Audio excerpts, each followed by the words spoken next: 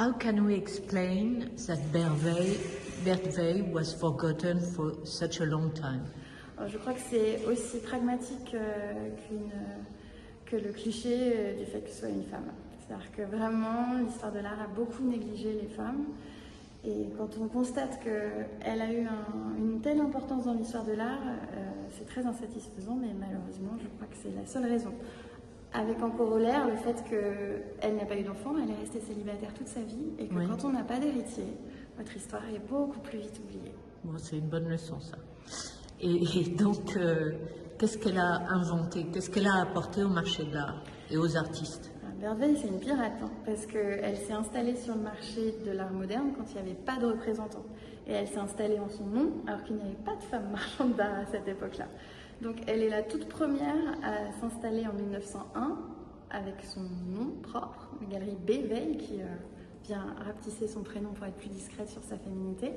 Et elle va commencer à vendre ceux qui n'ont pas du tout de marché et qui sont tout à fait débutants, comme Picasso, Matisse, Maillol. Elle est installée où? D'abord dans le bas Montmartre, au 25 rue Victor Masset, où elle a un tout minuscule espace et puis elle va finalement avoir tout le rez-de-chaussée. Mais là, à cette époque-là, Montmartre, c'est un lieu pour les artistes, pas pour les marchands. Et c'est là que c'est très malin de sa part, c'est qu'elle est au cœur de la vie des artistes, en étant juste à côté d'eux. Et elle sera très longtemps la seule dans le quartier de Montmartre à tenir une galerie. Mais elle arrive à vendre en étant dans ce quartier? Alors c'est toute la magie de Bert Weil, elle va former ses propres amateurs, elle va leur expliquer pourquoi il faut miser sur des jeunes inconnus, d'abord parce qu'ils sont moins chers, et puis parce que elle a réussi à transmettre ce qu'elle a compris de cet art qui est en pleine révolution, qui est en gros bouillonnement. Donc on peut dire qu'elle a un super œil. D'ailleurs, il y a les véritables lunettes de Bert Weil dans l'exposition. Ah. Et qu'est-ce qu'elle comprend, elle, au début? Qui elle comprend et qu'est-ce qu'elle comprend? Donc elle est toute première à vendre Picasso à Paris, Matisse. C'est la première pour Picasso? Première, ouais, dès 1900. Et il n'y avait pas un artiste qui avait un nom, pas un artiste, une galerie qui avait un nom un peu compliqué juste avant pour Picasso? Alors Vollard, c'est le premier à faire une exposition, mais c'est déjà un peu plus tard. Non, mais avant, il y avait... C'est elle la toute première. Donc, elle la toute première. Ouais. Et comment elle le reconnaît? Elle fait sa rencontre grâce à un Catalan qui s'appelle Pedro Magnac. Ah voilà, Magnac, qui était marchand lui-même. Il était plutôt, je dirais, agent. D'accord. Mais il prenait une commission, effectivement, sur ce qu'il arrivait à placer. Donc c'est Magnac le premier, mais pas galeriste. Il n'est pas galeriste, mais c'est lui qui va placer Picasso chez Bert Weil. C'est comme ça qu'ils vont faire un deal. Ouais. Et ils vont collaborer quelques mois. En fait, Bert Weil, avant, elle était au service d'un autre marchand qui s'appelait Salvatore Meyer. Elle va rester à son service jusqu'à un peu plus de 30 ans. Ouais. Et quand il va mourir, c'est là qu'elle a un vrai désir d'autonomie et qu'elle va décider de s'installer seule. C'est quand même un gros défi et c'est grâce à Magnac qu'elle va transformer la petite boutique d'antiquité bric-à-brac qu'elle avait en vraie galerie.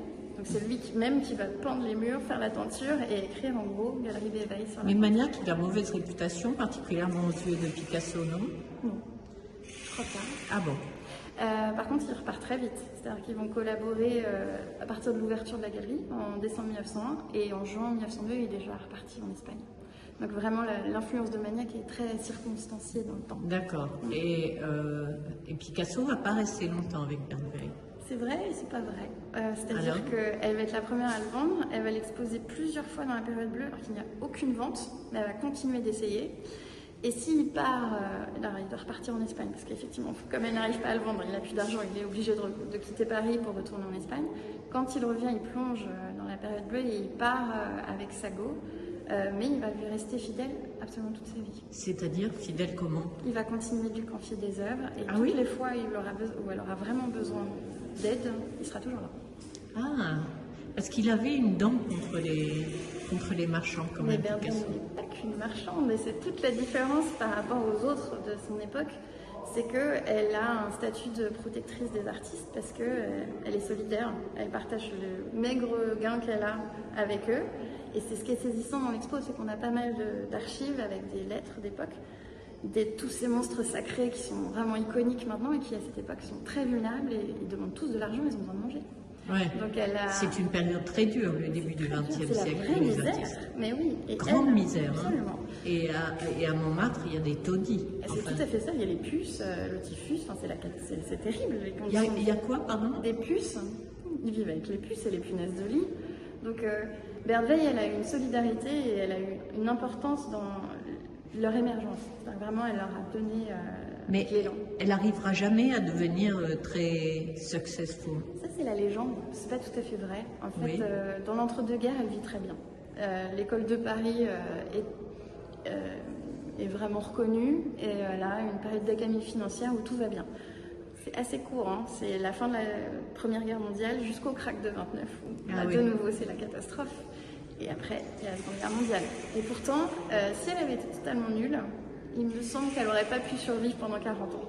Et elle a eu une activité de 1901 à 1941. Et elle meurt comment alors? Toute seule chez elle en 51, mais dans l'intervalle. D'abord, elle a survécu à la Seconde Guerre mondiale. Elle a fait comment? Elle a réussi à organiser les conditions de sa propre réalisation en plaçant une de ses amies à sa place, à la tête du commerce. Donc les lois antisémites, c'est automne 40. Elle va réussir à maintenir sa galerie jusqu'à la fin de l'année 41.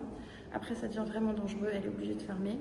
Elle va avoir un accident qui va la forcer à être immobilisée et elle n'a pas été dénoncée. Elle a été se reposer dans une maison médicale à l'Isle-Adam et par chance, personne ne l'a dénoncée.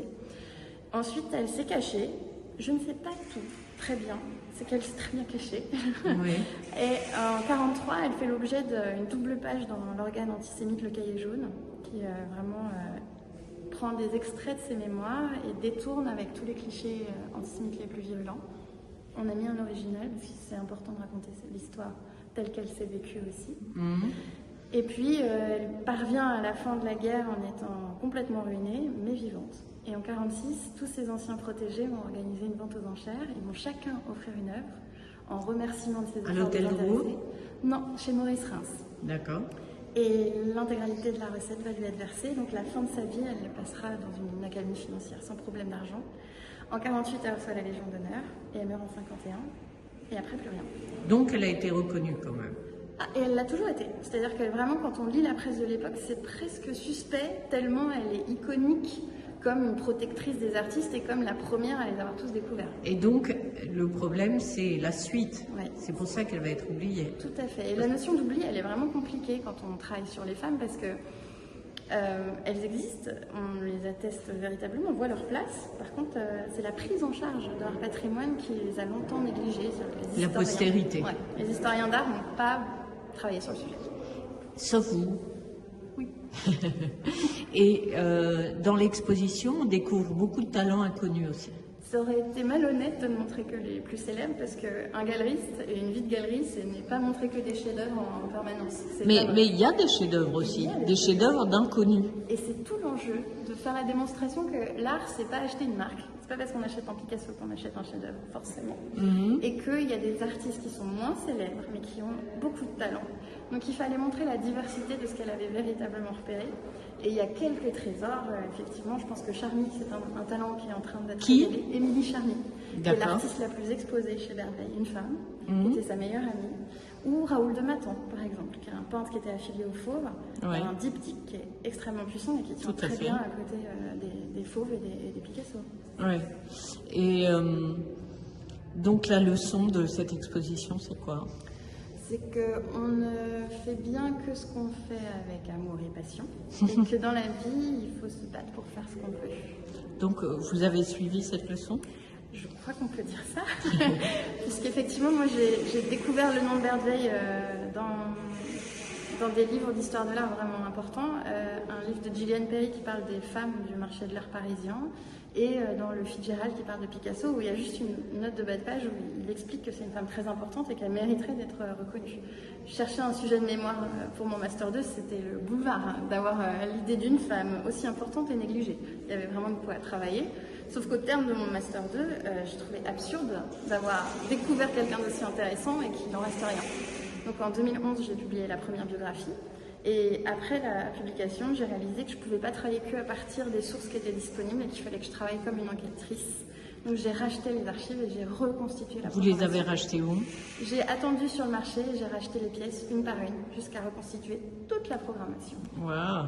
Les lettres, les photos et surtout les documents les plus importants, donc tous les catalogues d'exposition, pour pouvoir mettre en parallèle ce qu'elle affirme dans ses mémoires et les sources qui prouvent qu'elle a raison. Et d'où vient son œil pour conclure, selon vous? Parce que c'est très difficile, c'est une révolution de l'œil, Ouais. ne serait-ce que les cubistes. Ouais, elle a eu beaucoup de talent. Alors là, je sais pas comment. Elle vient de ça. quel milieu? Très très pauvre. Hein. Ils sont une famille nombreuse, ils sont 7 enfants. Son père est chiffonnier, sa mère ne travaille pas. Chiffonnier. Ils sont tous allés en apprentissage très tôt. Et finalement, c'est parce qu'elle avait une petite santé qu'elle a été placée chez un cousin éloigné qui était marchand d'estampes et qui a révélé du coup sa vocation. Merci beaucoup. C'était une joie.